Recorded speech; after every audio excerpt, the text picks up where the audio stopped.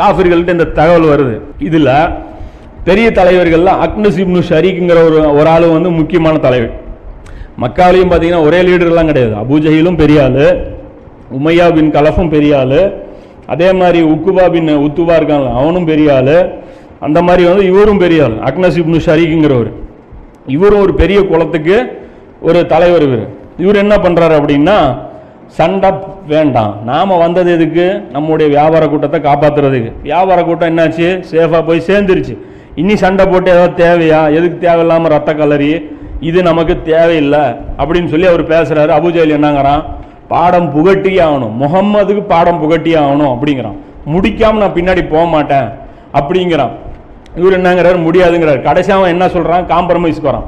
என்ன சொல்கிறான், ஒரு 3 நாள் மட்டும் பத்ரில் போய் கேம்ப் போடுவோம். அவர் சண்டைக்கு வந்தார்ல, நாம் போய் கேம்ப் போடுவோம். நம்ம வந்திருக்கோம்னு கேள்விப்பட்டோன்னா முகமது துண்டகானம் துணியகானம் ஓடிடுவார். 3 நாள் நின்று செம்மையாக என்ஜாய் பண்ணி தண்ணி அடிச்சுட்டு பெண்களை ஆட விட்டு நம்ம பாட்டுக்கு நாம தான் தைரியமான ஆட்கள்னு காமிச்சிட்டு வந்துடுவோம். இதே வந்து ஒரு போரில் வெற்றி தான். அது பார்த்தீங்கன்னா இந்த போர், தபுக் போர் இருக்குல்ல, இதுதான் நடக்குது. ரசூலா போகிறாங்க, கேம்ப் போடுறாங்க, திரும்பி வர்றாங்க. அதாவது சண்டைக்கு அவங்க வரலைனாலே என்னது, வெற்றி தான்.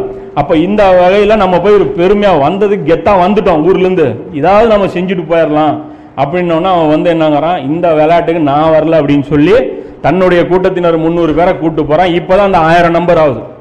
வந்தது 1300, அந்த 300 கழிஞ்சோன்னா இப்போ என்ன ஆயிடுது, 1000 ஆயிடுது.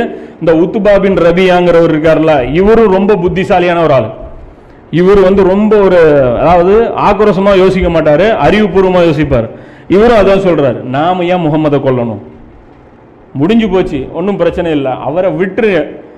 அவர் வந்து அசத்தியவாதியா இருந்தார்னா அவரே அழிஞ்சு போயிடுவாரு. அவர் ஜெயிச்சார்னா நம்ம ஊருக்காரன் நல்லா வாழ்றான்னு நாமளே சந்தோஷமா இருந்துட்டு போயிடலாம்.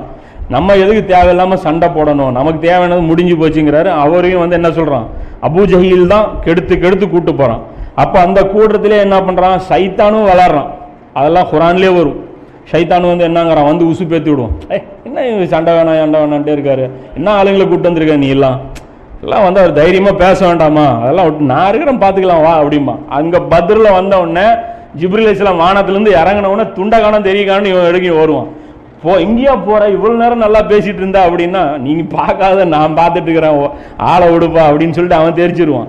அப்ப இந்த இடத்துல பாத்தீங்கன்னா இந்த 300 கழிஞ்சு இந்த கூட்டம் வருது.